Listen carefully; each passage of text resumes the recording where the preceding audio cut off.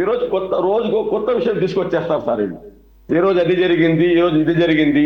ఎప్పుడైతే రాజకీయంగా టీడీపీ బలహీనపడుతుందో ఆ రోజు కొత్త డైవర్షన్ ఒక ఈనాడు ఒక కొత్త కథలను సృష్టిస్తుంది. ఎందుకంటే వాళ్ళు తప్పించుకోవాలి, ఏ విధంగా తప్పించుకోవాలి, మార్గదర్శనం నుండి ఏ విధంగా బయటికి రావాలి, దీన్ని డైవర్ట్ చేయాలి, ప్రజల దగ్గర వెళ్ళకూడదు.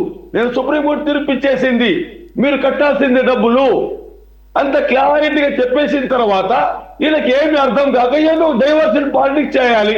అక్కడ తిరుపతిలో టీడీఆర్ ఇదే నష్టం చేశారు, ఇక్కడ తణుకులో జరిగింది, విశాఖలో జరిగింది అనేది. సార్ టీడీఆర్ అంటే ఏ ప్రభుత్వం అయినా వచ్చినప్పుడు ఏదైనా ఒక పార్కులు కట్టేదానికోసం, హాస్పిటల్ కట్టేదానికోసం, స్లమ్స్ ఏరియాలు అభివృద్ధి పనులు చేసేదానికోసం టీడీఆర్ దాన్ని ఉపయోగించి వాళ్ళు బాండ్లు ఇస్తారు. దాని ఏంది, ప్రభుత్వం 4 రెట్లు ఎక్కువగా, ₹1 అయితే దాన్ని ₹4 చెల్లించాలి.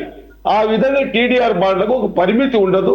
వాళ్ళు సమయానుకూలంగా దాన్ని అమ్ముకోవచ్చు, పెట్టుకోవచ్చు, అన్ని చేసుకోవచ్చు. ఇది ప్రతి ప్రభుత్వం చేసే పనే. ఈ రోజు కొత్తగా వైఎస్ఆర్సీపీ చేసింది, మీరు 2 సంవత్సరాల నుంచి గుడ్డి గాడిదలో పడుతోతున్నారా? టీడీపీ నాయకులు అడుగుతున్నా నేను. కావాలని ఎప్పుడైతే ఏదైనా డైవర్షన్ పాలిటిక్స్ తీసుకురావాలి, జగన్మోహన్ రెడ్డి గారి మీద బురద చెల్లాలి ఒక దురుద్దేశం తప్ప ఇందులో వేరేది ఏం లేదు. ఎటువంటి సత్యము లేదు ఇందులో ఎటువంటి సత్యం లేదు సార్. మీకు తిరుపతిలో శ్రీనివాస ఫ్లైఓవర్ ఉంది సార్, తిరుచునావు నుంచి అక్కడ ఫ్లైఓవర్ చేశారు, 684 కోట్ల రూపాయలు. కలెక్టర్లు చెప్పేశారు 67% టీటీడీ, 33% ప్రభుత్వం అనేది, 684 కోట్ల రూపాయలకు. అయితే అక్కడ టీటీడీ వాళ్ళు ఎవరు పాల్గొనలేదు. టీటీడీ వాళ్ళు అక్కడ ఎవరు పాల్గొనలేదు. 67% టీటీడీ నిధులు, 33% ప్రభుత్వ నిధులు. శ్రీనివాస ఫ్లైఓవర్ 6 కిలోమీటర్లు. అయితే ఇక్కడ జరిగే చూడండి సార్, అంత పెద్ద డబ్బు పెట్టే టీటీడీలో ఏ అధికారి అందులో పాల్గొనలేదు. కేవలం కలెక్టరు వాళ్ళు పాల్గొని చేసేయమన్నారు. తర్వాత వైఎస్ఆర్సీపీ ప్రభుత్వం వచ్చింది, దానిని 634 కోట్ల రూపాయలకి పూర్తి చేశారు సార్. 684 కోట్లు ఎక్కడ, 634 కోట్లు ఎక్కడ అంటే ప్రతి చోట వీళ్ళు అవినీతి చేస్తూ ఉంటారు, వైఎస్ఆర్సీపీ మీద బురద జల్లుతూ ఉంటారు. ఇంకా వేరే పని లేదు. అభివృద్ధి గురించి మాట్లాడరు, డెవలప్మెంట్ గురించి మాట్లాడరు, ఏమీ లేదు. ఒక కొత్త కోణం వచ్చేస్తుంది.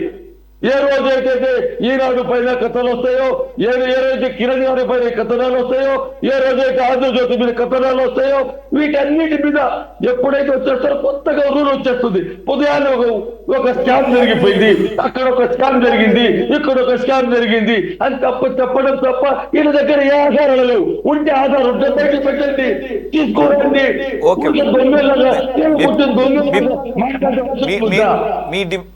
మీ డిమాండ్ లో సహేతుకంగా ఉంది, కానీ టీడీఆర్ బాండ్ల విషయం అనేది కొత్త సమస్య అయితేనే అది నాకైతే గుర్తుంది. ఇది కొత్తగా సృష్టించిందేం కాదు, ఇది ఎప్పటి నుంచో వినపడుతోంది.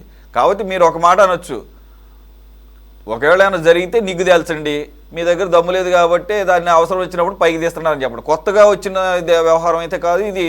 ఈవెన్ శ్రీనివాస్ చౌదరి గారు ఒప్పుకున్నారు, ఇది ఎప్పటి నుంచో ఉన్నదే, దీని మీద మా ప్రభుత్వమే నిర్లిప్తగా ఉంది, ఎందుకు ఎక్కడ తేడా జరుగుతుంది, ఎక్కడ ఏం జరుగుతుందో తెలియదు అని చెప్పేసి ఆయన అన్నారు. అలాగే వెంకటేశ్వర్ల గారు కూడా అదే అన్నారు. కాబట్టి ఏంటంటే అవకతవకలు ఎవరు ఉన్నాయంటే బయట పెట్టాలి, లేకపోతే మీరు అన్నట్టు మూసుకొని కూర్చోవాలి. సో ఎనీవే మీ పాయింట్స్ అయితే సహేతుకంగా ఉన్నాయి. Thank you. ఒక్క నిమిషం సార్.